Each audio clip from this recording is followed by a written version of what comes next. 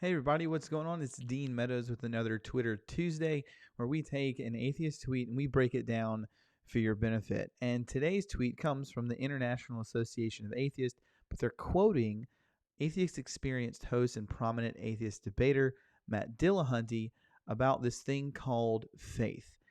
Let's see what he says. Notice Matt says, I have reasonable expectations based on evidence. I have trust that has been earned. I will grant trust tentatively. I don't have faith. Faith is the excuse people give for believing something when they don't have evidence.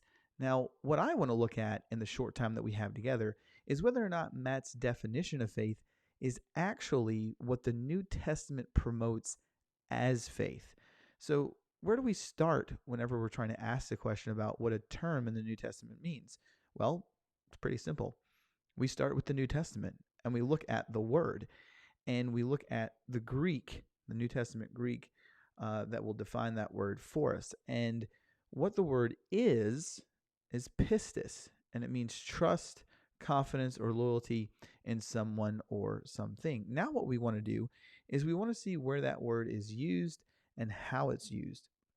And it's all over the New Testament, but I think my favorite place that it's used is in Acts chapter 17, verse 31, where it says, because he has fixed a day, he being God, has fixed a day on which he will judge the world in righteousness by a man whom he has appointed. And of this he has given assurance to all by raising him from the dead. Now this man and the person that's been raised from the dead is obviously in context Jesus. But here's the couple of questions that I want to ask. How can we be assured that God has fixed a day in which he will judge the world? And this word assurance is the word piston, a form of pistis. And the way that we're assured that God will judge the world and has fixed a day in which he will do that judging is because he has raised Jesus from the dead. The point that I want you to get here is that this faith, this assurance, is not on the basis of the absence of evidence. It's on the basis because evidence has been provided for that assurance, which is the resurrection of Jesus.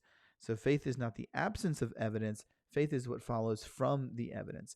Now, there's another place I want to look at, and it's in Acts chapter 2, where this idea is illustrated perfectly. This is the day of Pentecost. Peter is speaking, and he says, fellow Israelites, listen to this. Jesus of Nazareth was a man accredited by God to you by miracles, wonders, and signs, which God did among you through him, and you yourselves know. This man was handed over to you by God's deliberate plan and foreknowledge, and you, with the help of wicked men, put him to death by nailing him to a cross, or to the cross.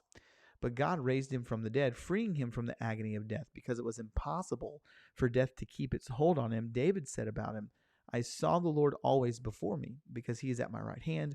I will not be shaken. Therefore my heart is glad and my tongue rejoices. My body also will rest in hope, because you will not abandon me to the realm of the dead, nor let your Holy One see decay.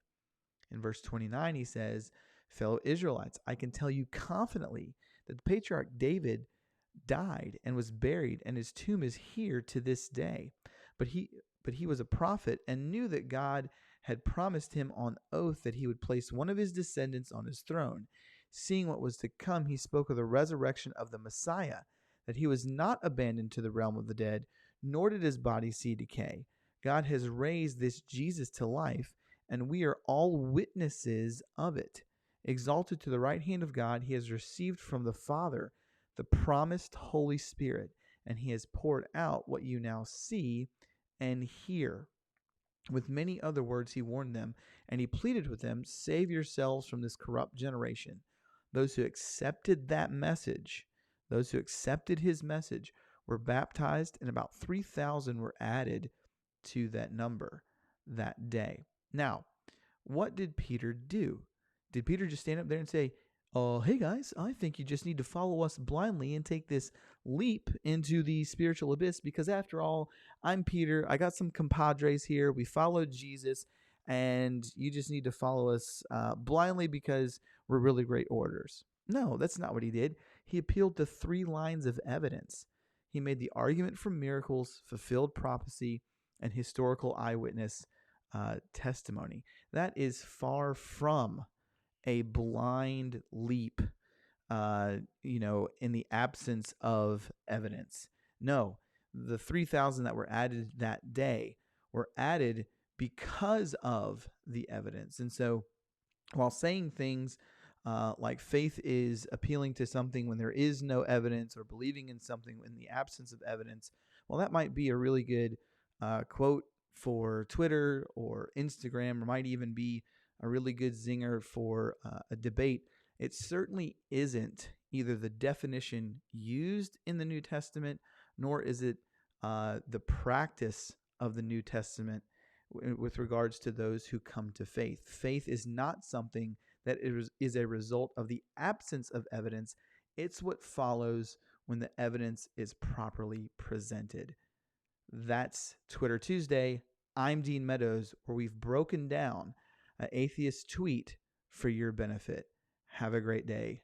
God bless.